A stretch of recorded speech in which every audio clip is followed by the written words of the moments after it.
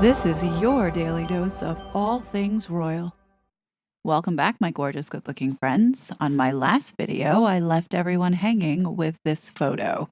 This came from an article that I read that was promoted by Michael Schellenberger. And for those that don't know who Michael Schellenberger is, he is the independent journalist who reported on the Twitter files and had testified in front of Congress exposing the censorship industrial complex. A complex of which Meghan and Harry are a part of. If you've been following my channel, you have seen how they have aligned with the various organizations that are outlined here. Now, going back to this article that Michael Schellenberger had recommended, the author, Jake Herford, is another independent journalist who has been investigating the censorship industrial complex as well. He writes about the UK government also being a part of this industrial complex with the US and other governments in this globalist attempt to crack down on free speech as well as put surveillance on its citizens. This article does connect a lot of dots and fill in some gaps to where we now could have a better picture as to their involvement and purpose here in the United States. So let me go through this article and point a couple things out. In January 2021, the UK government said that members of its infamous 77th Brigade do not and have never conducted any kind of action against British citizens. But it did, and thus it lied. In 2022, the NGO I work for, Big Brother Watch, began investigating the UK government's efforts to monitor social media posts and demand their censorship by the platforms. Over the next few months, we filed dozens of Freedom of Information requests, including for information on the 77th Brigade. In other words, we discovered that the UK government had, in the name of fighting misinformation, spread disinformation. The Army unit was not just involved in countering misinformation, it led the effort. The 77th Brigade monitored social media platforms throughout 2020 and worked alongside soldiers from the Royal Air Force. The British Ministry of Defence did not respond to requests to comment for this piece. MOD created the 77th Brigade in 2015 to serve as its information warfare, or psychological operations unit. The 77th Brigade will consist of a new generation of Facebook warriors who will wage complex and covert information and subversion campaigns, reported the Financial Times in 2015. When the Army created the 77th Brigade, its leaders told British members of Parliament that its job was to build stability overseas, not spy on citizens at home. So let's pause right here and talk about a couple things. Prince Harry was in the British Army. Prince Harry left around 2015. Prince Harry was also, with his brother, part of the RAF, Royal Air Force. Prince Harry also has been doing business with our military here in the United States. When we think about the window of time between 2020 and 2022, the majority of people that were getting pulled down and censored were people from the UK. When we go back and look at this time period between 2020 and 2023, we remember that a lot of people were being targeted, but for the most part, the focus was on 3 women from the UK. Murky Meg, Yankee Wally, and Taz. At the time when all of this was going on, I thought, well, maybe they're targeting people in the UK because they don't have the First Amendment to protect them. Now, the final point I want to make before continuing is this statement here. When the Army created the 77th Brigade, its leaders told British members of Parliament that its job was to build stability overseas. So when you go back to Parliament's records, on March 3, 2015, when this new division, the 77th Brigade, was getting started up, the question was asked what the new role of the 77th Brigade will be and how many troops will be involved in the actual initiative. The response was providing support in conjunction with other government agencies, so not just the UK, to efforts to build stability overseas and to wider defense diplomacy and overseas engagement. I don't know about you, but every time I hear the word overseas now, I go back to this moment where King Charles had said, I want to express my love for Harry and Meghan as they build their lives overseas. But going back to finishing this, it says leading on special influence methods, including providing information on activities, key leader engagement, operation security, and media engagement. Military capacity building at various stages in the cycle of conflict through mentoring, support, and training, including providing training support to force elements to enable delivery of security assistance tasks. There will be 440 military posts. There will be 440 military posts. What was Meghan Markle doing in March of 2015? Well, apparently she was in London doing pep walks. Now, I'm making this point to show it as a reference on how these two aligned with certain timelines. Let's go back to continuing this article. How did the UK military evade the ban on spying on UK citizens? A whistleblower from the 77th Brigade, who spoke to Big Brother Watch on condition of anonymity, said it did so by pretending that the British citizens who UK soldiers were spying upon could perhaps be foreigners.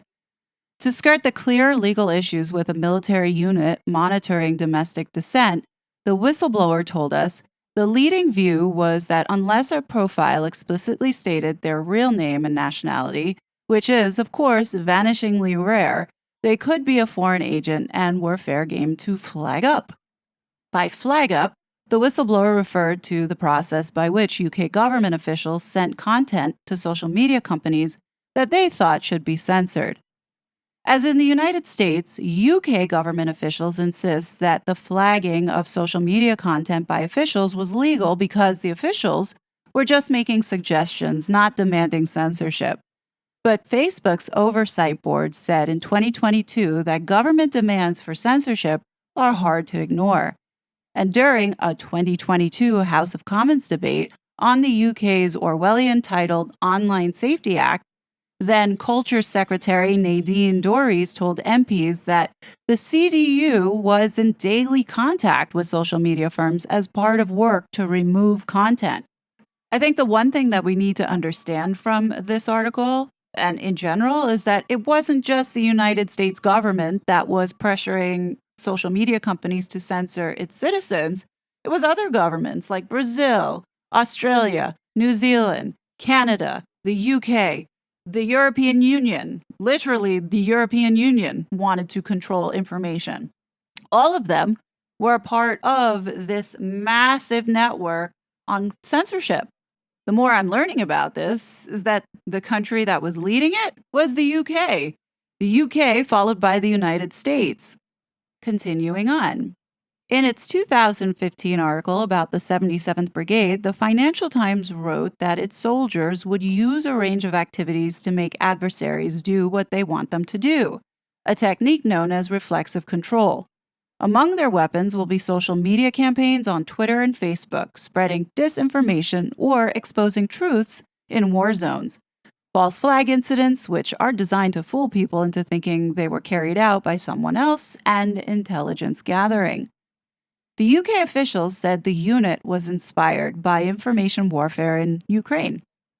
The undercover activities of Russia's Little Green Men in Crimea and eastern Ukraine, as well as the Kremlin's extensive cyber and information warfare campaign in the country, have prompted worry throughout NATO's military commands over how to combat such tactics. Starting in 2020, an interwoven network of counter-disinformation teams monitored and sought to censor disfavored views. The names of the various UK government agencies tasked with censorship are confusing, anodyne, and unmemorable, perhaps by design. The UK government's main censorship group is called the National Security Online Information Team. But the government only started calling it that in 2023, after 3 years of Big Brother Watch and the British media raising awareness of its prior name, the Counter-Disinformation Unit. The National Security Online Information Team describes its mission as countering disinformation and hostile state narratives and understanding attempts to artificially manipulate the information environment. Another alphabet soup organization, the UK's Department for Science, Innovation and Technology, DSIT, houses NSOIT. Before a government reorganization, it was part of the Department for Digital, Culture, Media and Sport, DCMS. Other government agencies monitor social media for wrongthink and demanded censorship. In 2018, the Cabinet Office, which provides critical support for the Prime Minister for the effective running of government and thus serves as the corporate headquarters for government, launched a new agency called the Rapid Response Unit. Its mission? To provide social media capability to help support the reclaiming of a fact-based public debate. Its initial work included combating claims that London had a higher murder rate than New York and promoting government-approved information about the UK's 2018 airstrikes in Syria. COVID significantly increased government spying and censorship demands. UK military units collected reams of information on innocent citizens. On March 28, 2020, the 77th Brigade labeled tweets by ordinary citizens criticizing companies for not paying their staff during the lockdown as malinformation. Over the next 2 years, the UK government spent millions on private contractors, including one named Logically, to help the CDU with social media monitoring and censorship. Logically produced daily reports analyzing so-called misinformation narratives. The whistleblower from the 77th Brigade said positive feedback would come back down the command chain when they produced reports covering narratives critical of those in power, implying this was encouraged. An email dated June 2, 2020, revealed that the 77th soldiers had been monitoring Twitter posts by UK citizens, including nurses and university students. Some posts discussed the news that COVID-19 affects the cardiovascular system, a view now supported by the British Heart Foundation, suggesting it was misinformation. Other Army reports revealed how soldiers focused on critical statements by mainstream journalists and opposition MPs. The 77th Brigade spying on Guardian journalist Rankin was because the government feared the truth would hurt the British government's reputation. The same is true in other cases. In a June 26, 2020 report, 77th Brigade soldiers labeled tweets about the EU as malinformation that could negatively undermine UK reputation. Why did the UK government start monitoring citizens? Mostly out of fear of voters by the politicians and bureaucrats who run it. Time and again, Big Brother Watch has discovered not foreign disinformation by hostile state narratives, but rather efforts to censor legitimate criticism by politicians, journalists, and citizens. Unmasking the censors. In multiple internal reports, UK officials spread misinformation that Julia Hartley-Brewer, a prominent UK journalist and presenter with Talk TV, was a vaccine skeptic for her opposition to COVID passports and other forms of coercion. This was despite Ms. Hartley-Brewer saying on her show that she had been vaccinated and speaking about the benefits. UK officials shared at least 3 documents containing misinformation about Hartley-Brewer with the United States State Department. One of the reports contained a tweet from Hartley-Brewer criticizing comments from 2 senior UK ministers linking school attendance to vaccines. It was hardly the only instance of collaboration with the United States government. The private contractor, Logically, which received millions from the UK military, has a large U.S. presence and is headed by U.S. ex-intelligence officer Brian Murphy, who worked at the State Department for Homeland Security. Big Brother Watch was unable to confirm that the UK government embedded officials inside social media platforms, and the British government repeatedly refused to disclose copies of the reports produced by Logically, claiming this would reveal its capabilities to hostile actors. However, there is significant evidence of many U.S. intelligence agency officials going to work for leading tech firms, including Meta, Google, and Twitter. The UK government is not backing off its demands for censorship. In 2022, then Digital Minister Chris Philip told the House of Commons, "As far as I'm aware, we intend to continue with the Counter Disinformation Unit." The CDU's remit did not stop with the pandemic restrictions. It has worked on everything from the wars in Ukraine and Gaza to elections in the UK. At the same time, Big Brother Watch's pushback against censorship has paid off. Sources inside the UK government told us that the hotline between the CDU, NSOIT, and social media platforms get much less use, and the government quietly closed the RRU in August 2022. Following legal action supported by Big Brother Watch in 2023, the UK Cabinet Office apologized to journalist Julia Hartley Brewer for what it said about her behind closed doors, admitting it had been inaccurate and not impartial. Even so, the censorship is not over. The forgettably named NSOIT, the government censorship agency, will still operate during the next UK general elections, which will happen sometime this year. The change is coming. Big Brother Watch has endorsed the call by the House of Commons Culture, Media, and Sport Committee for an independent review of the government's counter-disinformation unit. In fact, we believe the government must go further and immediately suspend its operations. Now, how does this tie back to Harry and Meghan? Well, if you look at the dates and the timeline from 2020 to 2022, that's when the bulk of this censorship was happening, and we were seeing it go down with a lot of people in the UK.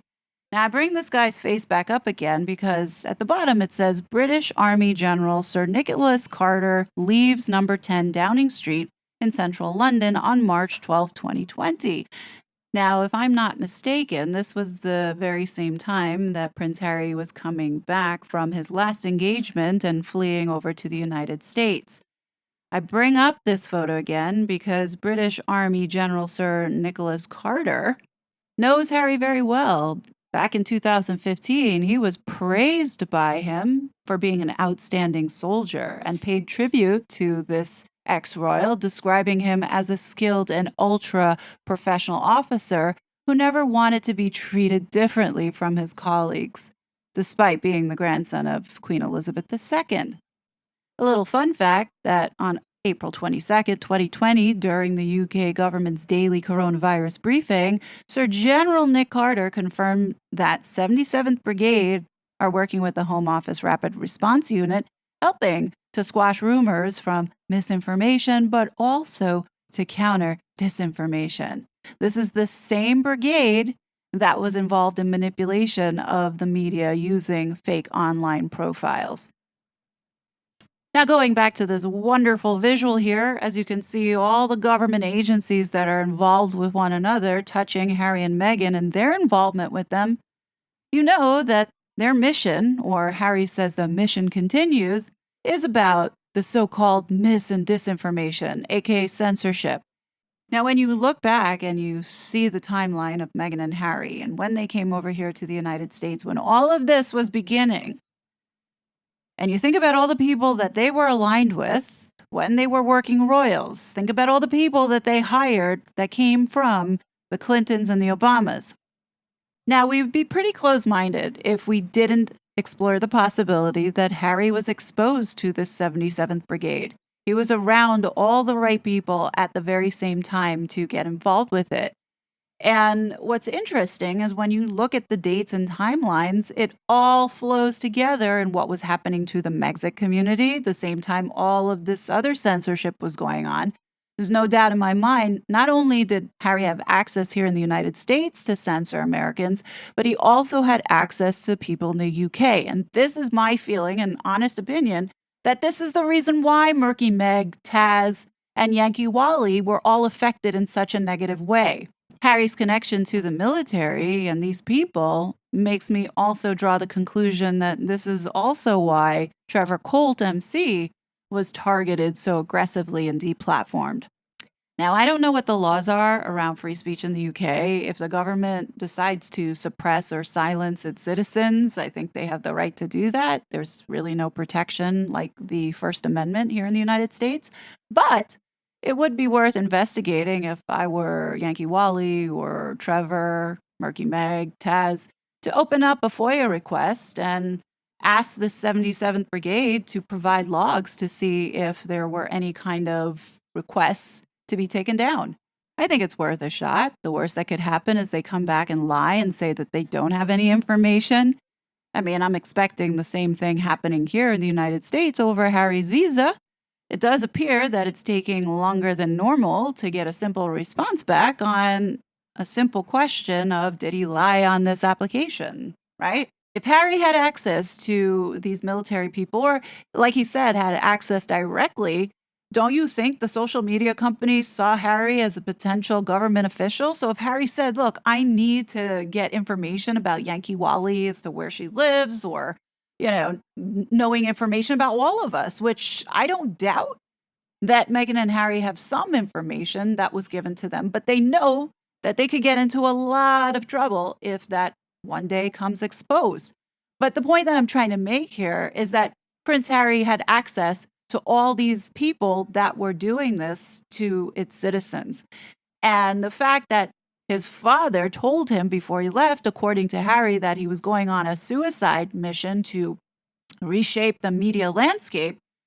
Folks, I don't believe for 1 second that back in 2020, Charles had no idea what his son and the wife were going to be doing over here in the United States.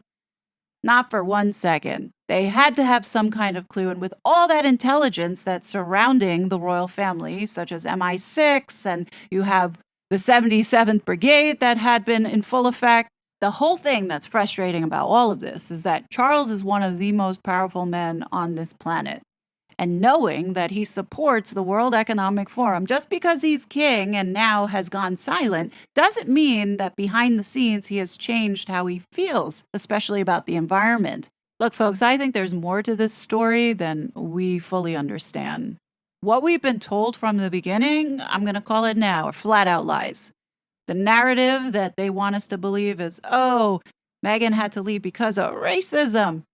Yeah, she made all that stuff up, but who made her say all those things? Like, she didn't just come up with, okay, I'm going to go on global television and say this massive lie without having people behind her and backing her, because there is a purpose for it. Like, none of this makes any kind of sense when you look back at everything that has happened. You gotta ask yourself, like, Meghan came into this family, got married, toot sweet, walked down the aisle, cool as a cucumber, one family member there. Like, nothing of that was real, in my humble opinion. And there were so many things that were done in such a sloppy way or handled by the palace that it doesn't make sense, because everything else, they are on point. That can't be on accident. It has to be by design.